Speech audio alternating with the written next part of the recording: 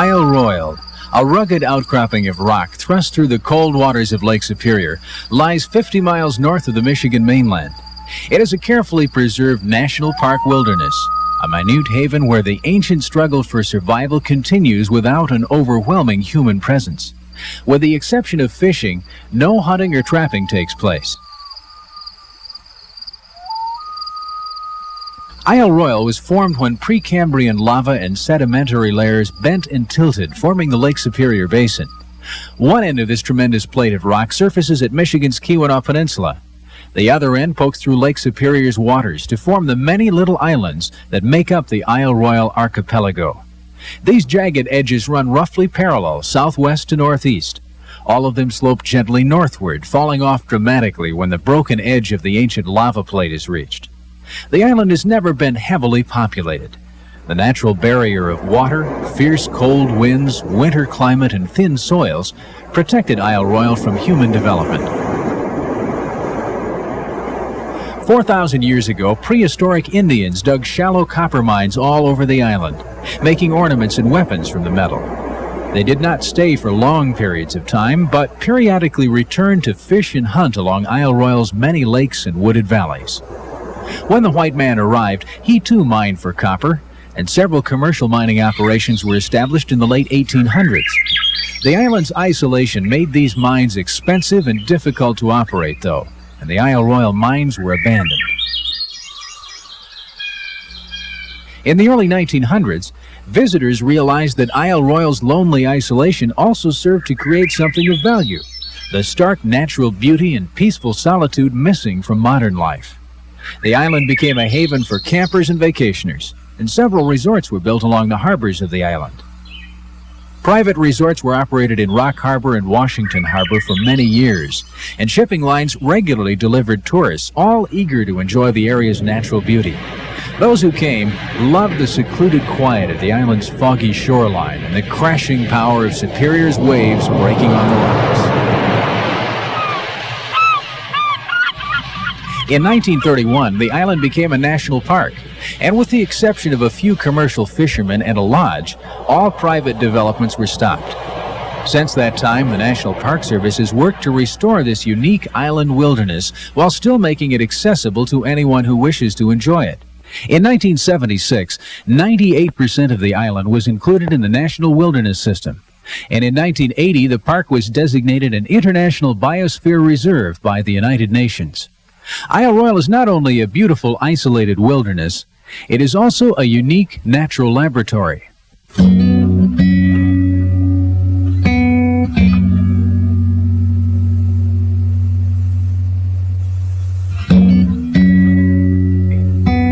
Isle Royale is probably most famous for the wolves and moose that inhabit the island. Neither animal existed on the island prior to the 1900s, but Isle Royale has watched many different species come and go.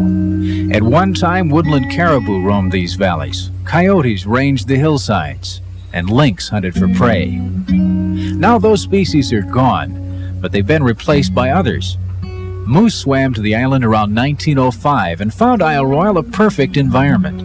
Moose feed on the tender branches of many different trees and bushes, including balsam fir, white birch, mountain ash, and American yew, and this plant life was plentiful when they first arrived. However, because there were no predators to keep the moose from overpopulating, their food was overbrowsed in a relatively short time. The herd grew until the island could not support it, and thousands starved and died in the early 1930s. The arrival of wolves helped solve this problem. The winter of 1948 was cold enough to freeze the 15-mile stretch between Isle Royale and Canada. A small pack of wolves walked over this frozen bridge looking for new territory, and since then, the wolves have helped keep the moose population in balance. The number of wolves on the island over the years ranges from 14 to 50 animals, while the moose herd fluctuates between 800 and 2,000 animals. The relationship between moose and wolf, between prey and predator, has been carefully studied here on Isle Royale.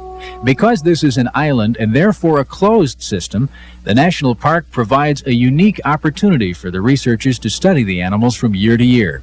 Scientists can trace the course of an individual animal's life and get a very clear picture of the struggles it faces.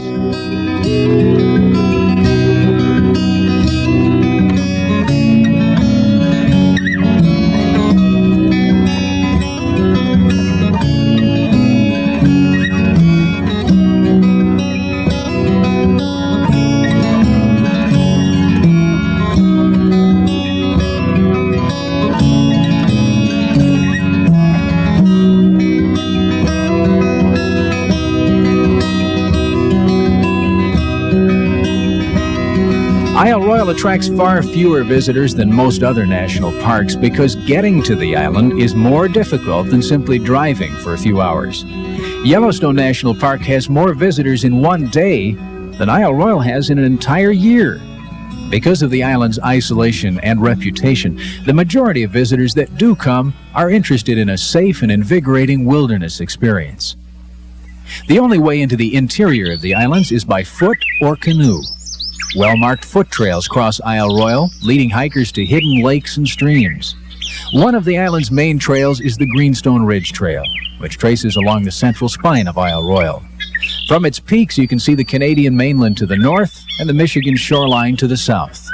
At Mount Ojibwe on the Greenstone, 5 different lakes are visible, nestled below in wooded valleys. There are 2 ways to get to Isle Royale, by water or by float plane. 4 passenger ferries serve the island from departure points a day's drive away from Chicago, Milwaukee, and Minneapolis. 2 sail from Michigan and 2 from Minnesota. The largest is the Ranger 3, a 153-foot ship operated by the National Park Service. It makes the 60-mile trip to Isle Royale from Houghton, Michigan twice a week between June and September. The Ranger carries 123 passengers and is equipped with a snack bar and comfortable lounges.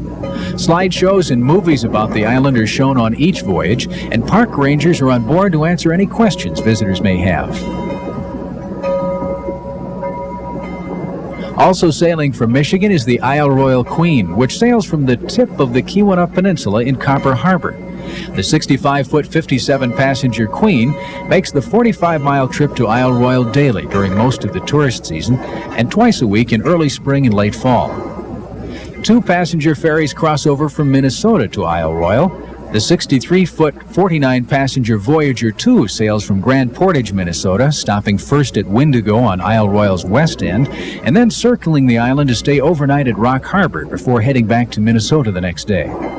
The Winona, a 65-foot, 150-passenger cruiser, makes the 18-mile trip from Grand Portage to Wendigo daily.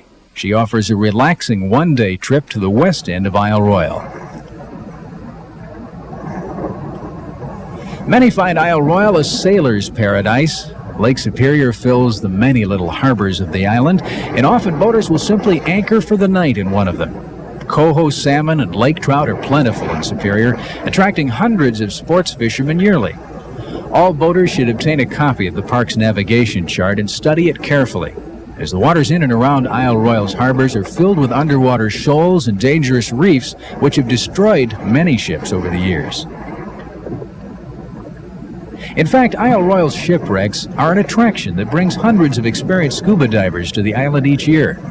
10 major shipwrecks lie in the park's waters, including the Monarch, which hit the Palisades during a storm in 1906, the America, which sank near Washington Harbor in 1928, and the Elgona, which ran aground on Mott Island in a fierce 1885 storm.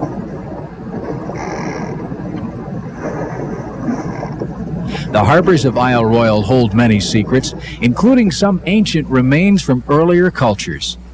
This is the actual video footage of a Park Service diver discovering a centuries-old pot on the bottom of Rock Harbor in 1985. This ancient relic of the past has apparently lain in the water since being lost or tossed overboard by a passing Indian. It is the largest piece of ceramic pottery ever found intact in the Great Lakes region.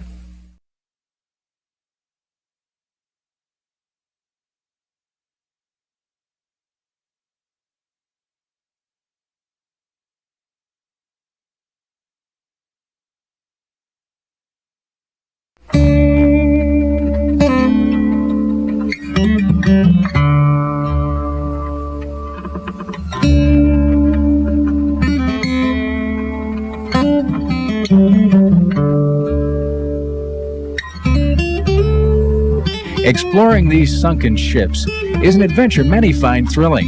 The crystal clear water of Superior makes visiting these national treasures a memorable experience, and several books about the shipwrecks are sold by the Parks Natural History Association. Divers must exercise caution in the cold waters of Lake Superior, however. The temperature is usually below 40 degrees, putting extra stress on divers. It's recommended that only experienced divers visit the shipwrecks around Isle Royale. All divers are required to register with a ranger.